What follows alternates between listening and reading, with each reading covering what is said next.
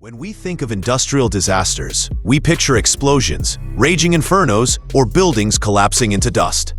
But history tells a far stranger story.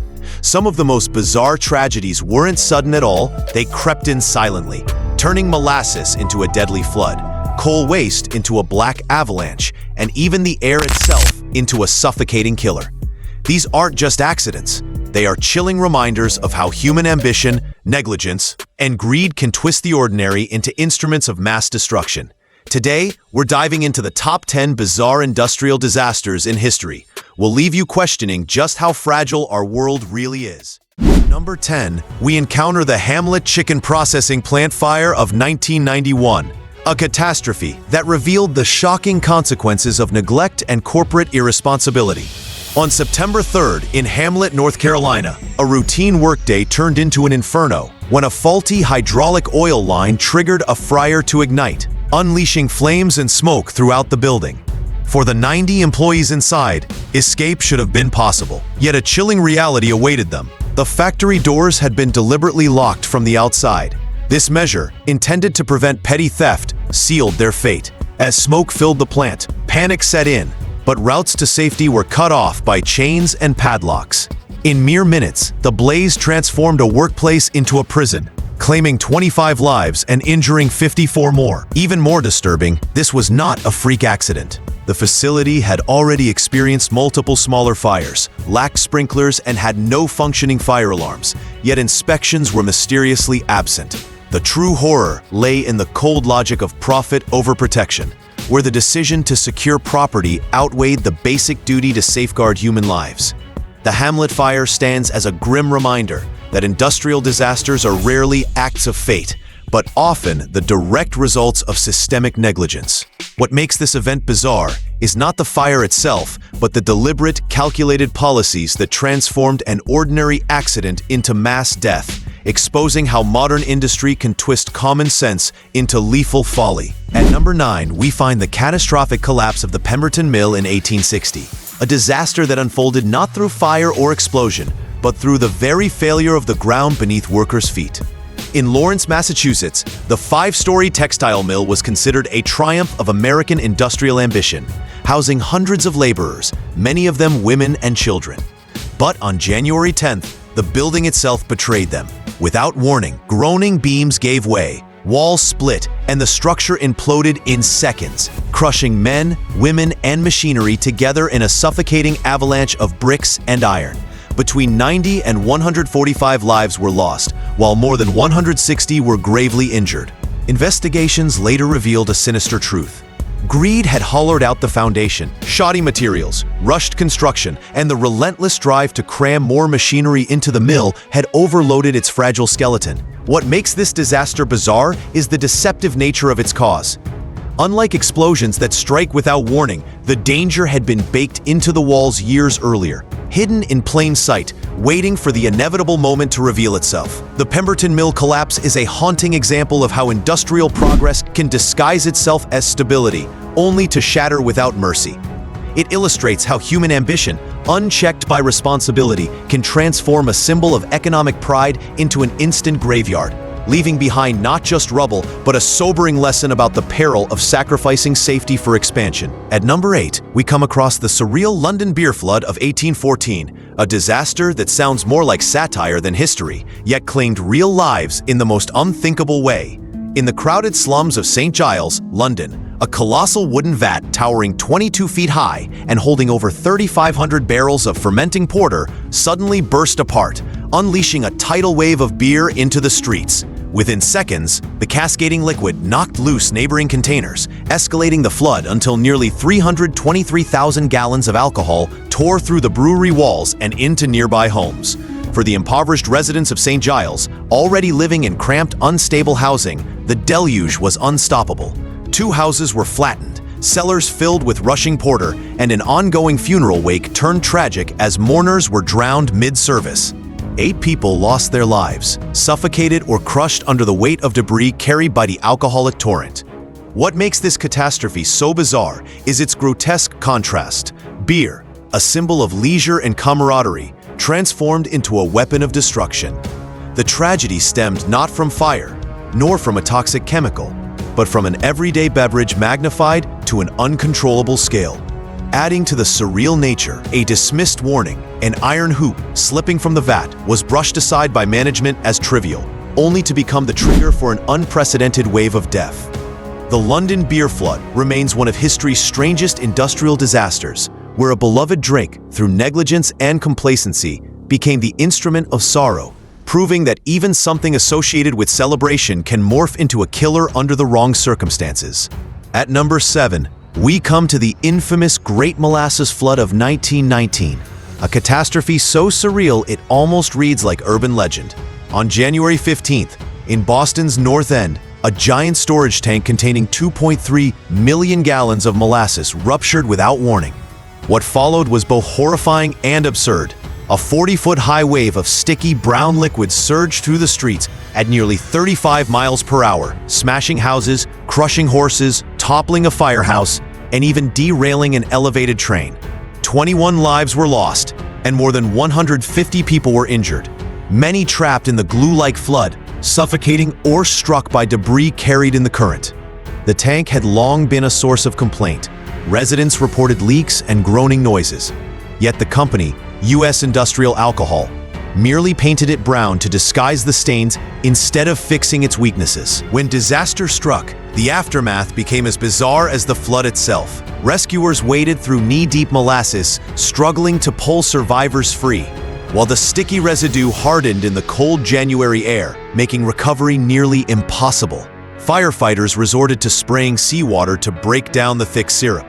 In an astonishing display of corporate denial, the company blamed the tragedy on anarchist sabotage before courts ruled that thin tank walls and negligence were solely to blame. The bizarre irony of this disaster lies in the transformation of a common household sweetener into a weapon of destruction. For decades afterward, locals swore they could still smell molasses on warm days, a haunting reminder that even something as harmless as sugar, when scaled up and neglected, can drown a city in death and chaos. At number 6, we witness the apocalyptic Texas City disaster of 1947, one of the most devastating industrial explosions in American history. On April 16th, the French vessel SS Grand Camp was docked in the busy port, its cargo hold stuffed with 2,300 tons of ammonium nitrate fertilizer. When a small fire broke out, the crew made a catastrophic decision. They sealed the hatches to smother the flames, inadvertently turning the ship into a ticking time bomb. At 9:12 a.m., the explosion tore through the harbor with unimaginable force. A shockwave registered on seismographs hundreds of miles away, shattered windows in Houston, and sent a 2-ton anchor flying over a mile and a half inland. The Monsanto chemical plant was obliterated, oil tanks ignited, and homes collapsed as a wall of fire and debris engulfed the city. Nearly 600 people were killed, over 5,000 injured, and thousands left homeless. But the horror did not end there. In a tragic twist, the burning wreckage set another nearby vessel, the SS Highflyer, also loaded with ammonium nitrate, ablaze. 15 hours later, it exploded as well, killing rescuers, firefighters, and bystanders who had rushed to aid survivors of the first blast. The bizarre nature of this disaster lies in its sheer scale and cascading destruction. A single small fire triggered an industrial chain reaction that devastated an entire city over 2 days. The Texas City disaster remains one of the clearest warnings of how volatile chemicals, when mishandled, can unleash destruction on a near-nuclear scale, showing that industrial negligence can rival natural disasters in its capacity for mass death and ruin. At number 5, we arrive at the haunting Aberfan disaster of 1966, a tragedy that unfolded in the seemingly peaceful village of Aberfan, Wales. Nestled at the foot of a mountain, the community was overshadowed by towering spoil tips, giant heaps of coal mining waste. For years, residents worried about their stability, but the warnings went unheeded. One particular tip, built recklessly over a natural spring, became waterlogged after weeks of heavy rain. On the morning of October 21st, disaster struck. At 9:15 a.m., a black avalanche of liquefied coal waste roared down the hillside with the speed and sound of a jet plane, crashing directly into Pantglas Junior School and several nearby homes. Within moments, 144 lives were lost, including 116 children, most trapped in their classrooms on what should have been a normal school day. Survivors recall the horror of digging through thick sludge with bare hands, desperate to save loved ones. But the scale of destruction was overwhelming. The bizarre aspect of the Aberfan tragedy lies in its quiet inevitability. Unlike a sudden explosion or fire, this was a man-made mountain turned to liquid, a preventable disaster born of arrogance and disregard for safety. The coal board had ignored scientific warnings, placing corporate convenience over human lives. The event not only devastated Aberfan, but also sparked outrage across Britain, exposing the cold indifference of industry toward the very communities it profited from. The Aberfan disaster remains one of the most heartbreaking reminders that human negligence can weaponize the land itself, turning a symbol of industrial progress into a river of death that claimed an entire generation in a single morning. At number 4, we face the eerie Great Smog of London in 1952. A disaster unlike explosions, floods, or collapses. It was instead a suffocating cloud that transformed one of the world's busiest cities into a silent death trap. Beginning in early December, an unusual weather pattern known as an anticyclone created a temperature inversion, effectively capping London's atmosphere and preventing polluted air from escaping.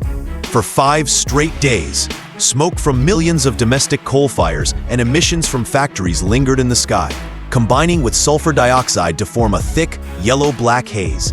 Visibility dropped so dramatically that pedestrians stumbled into walls. Buses had to be guided by walking conductors holding flashlights, and ambulances could not move at all. The city slowed to a ghostly crawl, yet the danger was not in what could be seen, it was in what was breathed. The toxic fog infiltrated homes, schools, and hospitals, causing widespread respiratory failure and heart complications. While the government initially downplayed the crisis, later studies revealed that as many as 12,000 people died, with tens of thousands more hospitalized. The bizarreness of this disaster lay in its source, not a singular accident, but the ordinary act of heating homes and running industries. A city quite literally poisoned itself through daily life, and only a rare weather condition revealed the true lethality of its smog. The Great Smog was a turning point in environmental history, spurring the passage of the Clean Air Acts of 1956 and 1968, proving that industrial progress without regulation can transform something as invisible as air into an unseen executioner. At number 3, we unravel the slow-burning catastrophe of Minamata disease in Japan during the 1950s and 1960s, a disaster that blurred the line between industry and poison. What began as a mystery in a small fishing community soon spiraled into one of the most infamous cases of industrial pollution in history. Locals noticed that cats were behaving strangely, stumbling as though drunk before convulsing and dying. Soon, people exhibited similar symptoms: loss of coordination, speech impairment, muscle tremors, blindness, and even paralysis. The bizarre illness was traced to mercury poisoning caused by wastewater from the Chiso Corporation's chemical plant. For years, the plant had been discharging untreated effluent into Minamata Bay, assuming it would settle harmlessly. But a complex microbial reaction converted the mercury into methylmercury, an extraordinarily toxic compound that infiltrated the food chain. Fish and shellfish, the staple of local diets, became silent carriers of death. The poisoning not only destroyed lives, but also left lasting genetic damage, with congenital Minamata disease affecting newborns. What makes this tragedy so bizarre is its quiet, invisible nature. No explosion, no collapse, but instead an environmental time bomb detonating through the biology of an ecosystem. Even more grotesque was the corporate and governmental denial, which prolonged suffering and concealed the truth for years. Minamata disease is now a global cautionary tale, giving rise to the Minamata Convention on Mercury, a treaty aimed at curbing mercury emissions worldwide. It is a haunting example of how negligence in waste disposal can rewrite the biology of an entire community, leaving scars that span generations. At number 2, we descend into the fiery abyss of the Centralia mine fire, which began in 1962 and still burns today. The disaster began with an act so trivial it seems unbelievable in hindsight: the dumping of hot ash into an abandoned coal pit, or perhaps a fire deliberately lit to clear a landfill. Whatever the cause, flames seeped into an exposed coal seam beneath the Pennsylvania town of Centralia. Unlike most fires, this one found near endless fuel. For more than 6 decades, it has consumed underground coal deposits, turning the earth into a furnace. Streets buckled as the ground cracked open, releasing toxic gases and steam. In winter, plumes of smoke drifted from the soil like something out of a nightmare, and homes slowly became uninhabitable. In 1981, a 12-year-old boy fell into a sinkhole that suddenly opened in his backyard, nearly being swallowed alive by the burning void. The government eventually condemned the town, relocating nearly all residents, and even revoked its postal zip code. Today, Centralia is a ghost town, its skeletal remnants surrounded by endless smoking fissures. The bizarre essence of this disaster lies in its permanence. Unlike explosions or floods, the fire has no endpoint. It continues to burn with no realistic hope of extinguishment, and experts estimate it may rage for another 250 years. The Centralia mine fire is a chilling reminder that some industrial mistakes are not temporary crises, but eternal wounds etched into the earth itself.